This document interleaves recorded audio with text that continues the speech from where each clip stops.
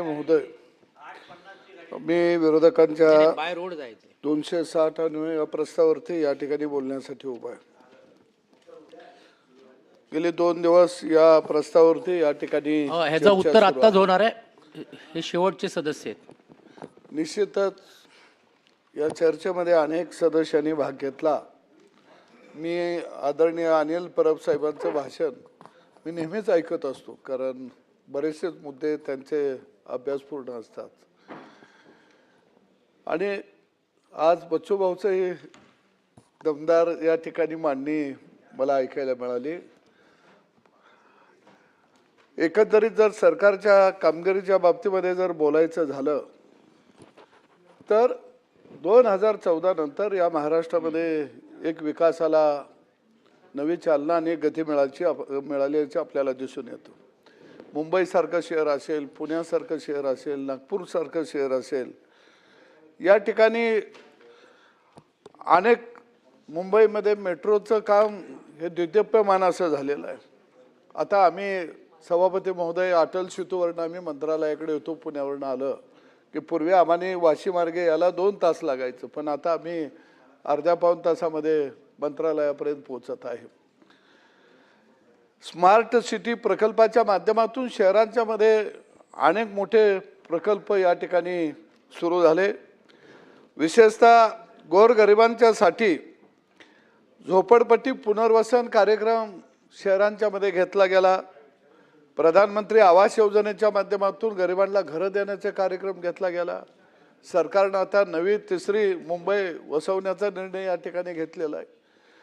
म्हणजे एकंदरीत जर बघितलं तर 2014च्या नंतर जे काही इन्फ्रास्ट्रक्चर ज्याला आपण म्हणू, पायाभूत सुविधा म्हणू, ते मोठ्या प्रमाणामध्ये उभा राहिलेले या ठिकाणी आपल्याला शहरांच्या मध्ये दिसतील.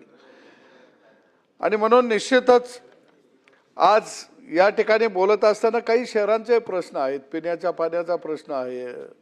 आमच्या सांगली शहरामध्ये जर बघितलं तर शिरी नाल्याचा प्रश्न वर्षानुवर्ष आहे. ते शहराचं पाणी नदी कृष्णा नदीमध्ये मिसळतं, तेच पाणी पिण्यासाठी परत वापरलं जातं.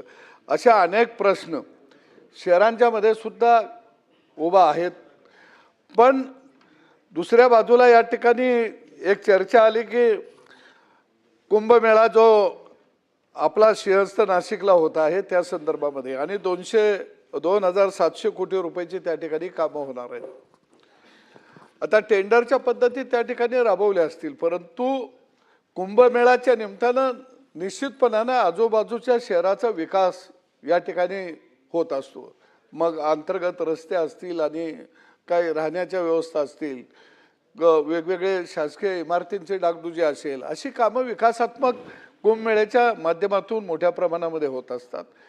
आणि म्हणून मला वाटतं की एक हिंदू संस्कृतीचा एक मेळा त्या ठिकाणी भरला जात आहे. आणि आपल्याकडे जुनी सभापती महोदय म्हण आहे की साधू संत येथे घरा तोची दिवाळी दसरा.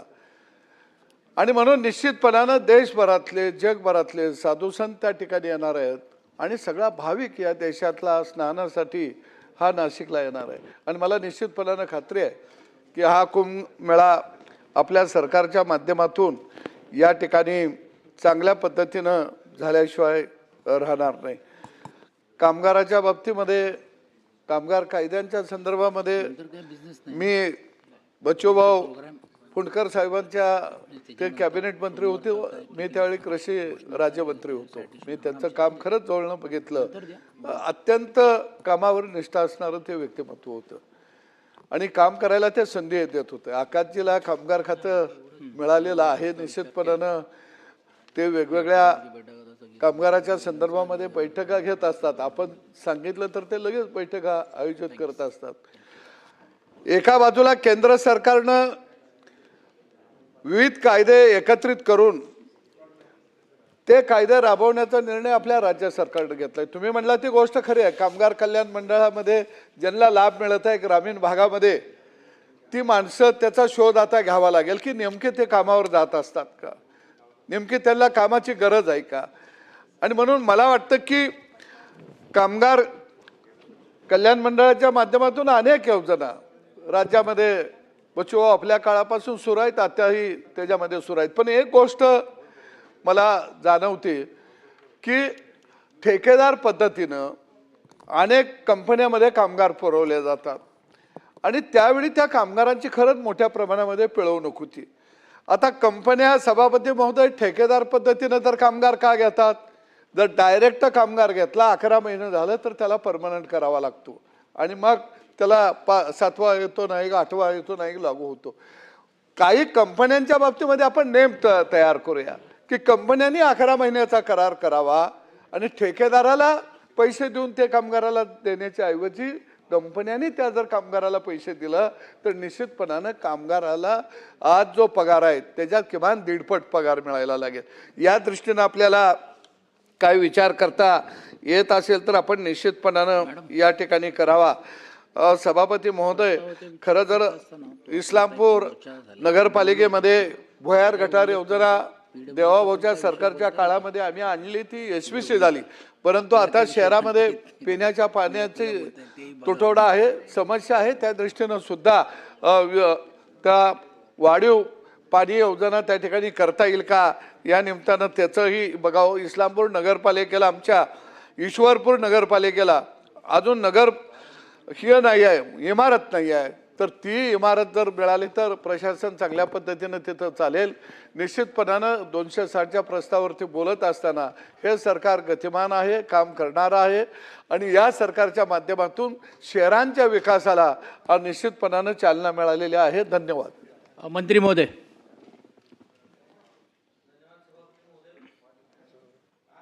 विरोधी पक्षाचा हा जो प्रस्ताव 260 अन्वये या सभागृहात आला आहे, यामध्ये